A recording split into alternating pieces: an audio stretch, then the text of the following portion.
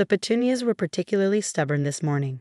I knelt in the front garden of our modest suburban home, coaxing them into their new bed while trying to ignore my mother-in-law's voice carrying clearly from the white picket fence where she held court with Mrs. Patterson from next door. Maya Selen and Nehara Beverly Whitfield announced with the kind of volume reserved for making sure everyone within 3 houses could hear. She's nobody special. No pedigree, no connections. Just some girl who works for the government, probably a secretary or something. I continued transplanting seedlings, my hands steady despite the familiar sting. 3 years of marriage to Daniel, and Beverly still introduced me as Daniel's wife rather than by my name, Evelyn Knight. Such a shame, Mrs. Patterson tutted sympathetically. Daniel had such potential. Valedictorian at Yale, you said. Summa cum laude, Beverly corrected. He could have married the Ashford girl. Her father owns half of Connecticut. Instead, he chose, well, she gestured vaguely in my direction. She doesn't even dress properly. Look at her, gardening in yoga pants like some housewife. I glanced down at my weekend attire, comfortable clothes perfect for yard work. The irony wasn't lost on me that Beverly criticized both my career and my domestic activities with equal vigor. Does she work? Mrs. Patterson asked, as if I weren't 15 feet away. Something with international trade, she claims, though she's always vague about it, probably embarrassed. I've told Daniel 1,000 times, a man of his caliber needs a wife who can advance his career, not hold it back. I placed another petunia, remembering Daniel's face when his mother had said something similar at our wedding. He'd been ready to confront her. But I'd squeezed his hand, whispered that it didn't matter. And it didn't. Not really. His love was worth more than his mother's approval. The sound of an approaching vehicle made me look up. A black Lincoln Town car with diplomatic plates glided to a stop in front of our house. Not unusual in D.C.'s suburbs, but certainly unexpected on our quiet street on a Saturday morning. Beverly's monologue halted mid-sentence.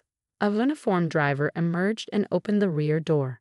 Ambassador Harrison Clark stepped out, his silver hair gleaming in the morning sun. I suppressed a groan. So much for a peaceful weekend. Ms. Knight, he called, his distinguished voice carrying across the lawn. I apologize for the intrusion on your Saturday. I stood brushing dirt from my knees. Ambassador Clark, this is unexpected. He'd approached with the measured gait of a career diplomat, his expression grave. I'm afraid we have a situation. The president requests your immediate counsel on the Korean trade agreement. There's been a development. In my peripheral vision, I saw Beverly's jaw literally drop. Mrs. Patterson's eyes went wide. How urgent? I asked. The South Korean delegation is threatening to walk. You're the only one who can salvage this. He paused, noticing my gardening attire. I can wait while you change. Give me 10 minutes, I said, already moving toward the house. Behind me, I heard Beverly stammer, Ambassador, the president? I paused at the door, turning back. Oh, Beverly, Ambassador Clark. Ambassador, my mother-in-law, Beverly Whitfield. Harrison, ever the diplomat, inclined his head graciously. Mrs. Whitfield, your daughter-in-law is a treasure to this nation. We're fortunate she chooses to serve. I slipped inside before Beverly could form a response, allowing myself a small smile. Daniel was in the kitchen, coffee mug frozen halfway to his lips. Was that Harrison's voice? Crisis with the Koreans, I explained, already heading for the stairs. I need to go in. He followed me to our bedroom. On a Saturday, must be serious. Minister Park is being difficult about the agricultural provisions. I pulled out my emergency go bag, always packed with appropriate attire. He thinks we're trying to undercut their rice farmers. Are we? No, but someone mistranslated a crucial clause. I've been warning them about using that translation service. I slipped into a crisp navy suit, fingers flying through the buttons. Your mother's outside, by the way. She's been telling Mrs. Patterson how I'm holding you back. Daniel's face darkened. Again? Ev, you should let me. It's fine. I interrupted, kissing him quickly. I need to go save a trade deal worth $40 billion. We can discuss your mother's opinions about my inadequacy later. You're not inadequate, he said firmly. You're extraordinary. And I'm going to tell her. After I get back, I promised. The Koreans won't wait. Downstairs, I grabbed my secure laptop and briefcase. Through the window, I could see Beverly and Mrs. Patterson hadn't moved, still staring at the ambassador's car like it might disappear. Harrison was on his phone when I emerged. He ended the call quickly. The president's already in the Situation Room. The Commerce Secretary and Trade Representative are en route. And Minister Park, at his embassy packing, he opened the car door for me. We have perhaps 2 hours before this becomes irreversible. As I slid into the limousine, I caught sight of Daniel emerging from the house. He waved and I blew him a kiss, knowing Beverly was watching everything. Your mother-in-law seemed surprised, Harrison observed as we pulled away. I may have forgotten to mention the exact nature of my work, I admitted. He chuckled. Deputy Director of International Trade Negotiations, personal advisor to 3 presidents, fluent in 7 languages, and the only person who can make Minister Park laugh. Yes, I can see how that might slip one's mind in casual conversation. She never asked, I said simply.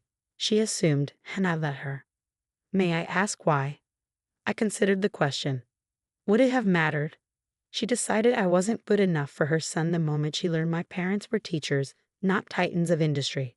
If she'd known about my job, she'd have found other reasons to disapprove. And yet you marry him anyway. Harrison, I've negotiated with dictators, prime ministers, and CEOs who could buy small countries. Beverly Whitfield doesn't even make my top 100 most difficult personalities. He laughed outright at that. Fair point, though after today she might revise her opinion. Or she'll convince herself it was all a misunderstanding. I opened my laptop, already shifting focus to the crisis at hand. Send me the latest draft. Let's see what mess the translation team made this time. The rest of the ride was spent in preparation. By the time we reached the White House, I'd identified 3 critical errors in translation and formulated a strategy to address Minister Park's concerns. The Situation Room was already occupied. President Morrison looked up as I entered, relief evident on her face. Evelyn, thank God. Tell me you can fix this. Madam President. I set my briefcase down, nodding to the assembled team. The issue is lines 347 through 352 in Section 9. The Korean translation implies we're setting quotas on their agricultural exports, not quality standards. Minister Park thinks we're trying to protect our rice farmers at their expense. Are we? Commerce Secretary Williams asked. No, but the mistranslation makes it look that way. I need to speak with Minister Park directly. Can we get him on secure video? He's refusing all calls, the trade representative said glumly. State's been trying all morning. I pulled out my personal phone. They'll take mine. The room watched as I dialed a number from memory. It rang twice before a familiar voice answered in rapid Korean. Minister Park, I said in Korean, it's Evelyn Knight. I hear you're leaving us. A pause. Then, Ms. Knight. I wondered when they would send you. I'm sorry about the translation error, Minister. It's inexcusable. You've seen it. I'm looking at it now. Whoever did this should be fired. It completely misrepresents our position. Another pause. In English, he said, you would admit error. When we're wrong? Always. May I explain what we actually meant? 20 minutes later, Minister Park agreed to return to negotiations. The relief in the room was palpable. I spent the next 3 hours working with the translation team to correct not just the agricultural sections, but reviewing the entire 400-page document for similar errors. Evelyn, President Morrison said as we wrapped up, once again, you've saved us from catastrophe. I don't suppose I could convince you to take the trade representative position when Ambassador Liu retires. Thank you, Madam President, but I prefer my current role. Less politics, more problem-solving. She smiled. And it lets you maintain your cover as a suburban nobody, according to Harrison. I glanced at the ambassador, who looked appropriately sheepish. He may have mentioned something about your mother-in-law during the security briefing. Beverly's harmless, I said, just protective of her son. Well, after today, she might see things differently. The president stood, signaling the meeting's end. Thank you again, Evelyn. Get some rest. We'll need you fresh for the formal signing on Monday. Harrison drove me home personally, you know, he said as we turned onto my street. In all my years in service, I've rarely met someone who hides their light under such a bushel. I'm not hiding, I protested. I just don't advertise. There's a difference. I thought about it. When I met Daniel, I was just another government worker grabbing coffee at the same shop. He fell in love with me, not my resume. That's precious to me. Beverly can think what she wants, but Daniel knows who I am. And that's enough. More than enough. We pulled up to find a small crowd in my front yard. Beverly was still there, now joined by what looked like half the neighborhood. Daniel stood on the porch, arms crossed, clearly standing guard. The vultures circle, Harrison murmured. Shall I come in? Lend some gravitas. No mead, I said, gathering my things. But thank you for the ride. Evelyn, he caught my arm gently. You do know you're one of the most valuable assets this country has. I'm a public servant, Harrison. Nothing more, nothing less. He shook his head but smiled. If you say so. See you Monday. I emerged from the limousine to find every eye fixed on me. Daniel met me halfway up the walk, pulling me into a hug. Mission accomplished, he murmured. Crisis averted. How bad has it been here? Mom's been fielding questions for 2 hours. Mrs. Patterson Googled you. Oh dear. Yeah. Turns out you have a Wikipedia page. Who knew? I groaned. That thing, it's mostly wrong. It says you negotiated the Pacific Trade Agreement. I was part of a team, and that you received the Medal of Freedom. That was excessive. I jest. And that you speak 7 languages and have a PhD from Georgetown. Now that part's accurate. He grinned. Come on, Dr. Knight. Let's face the mob. Beverly intercepted us at the porch. For the first time in 3 years, she seemed at a loss for words. Evelyn. The ambassador said, the president. There was a situation with the Korean trade deal, I said mildly, all sorted now. But he said, counsel to the president, the actual president. Sometimes yes, when needed. And you never mentioned this because... I met her gaze steadily. You never asked, Beverly. You told me I was nobody special. I didn't see the point in correcting you.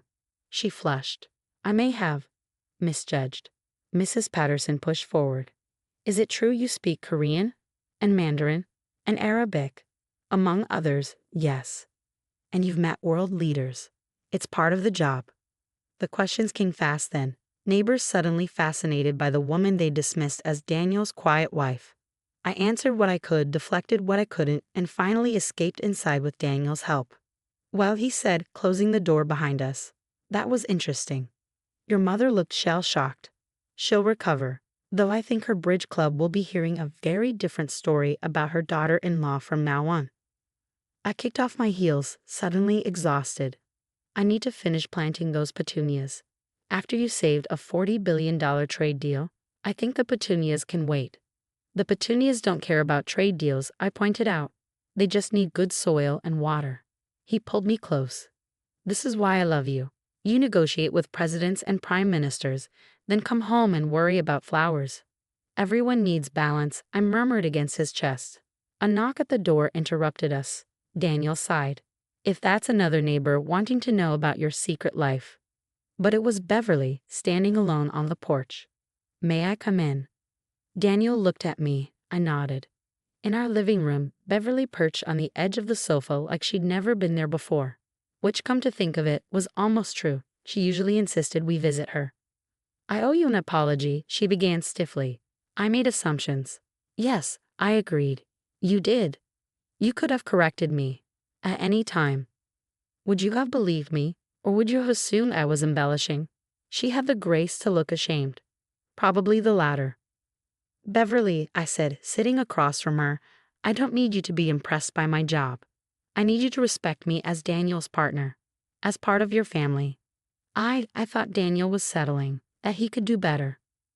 Better than someone who loves him completely, who supports his dreams, who makes him laugh every day. I meant financially, socially. I know what you meant. I kept my voice gentle.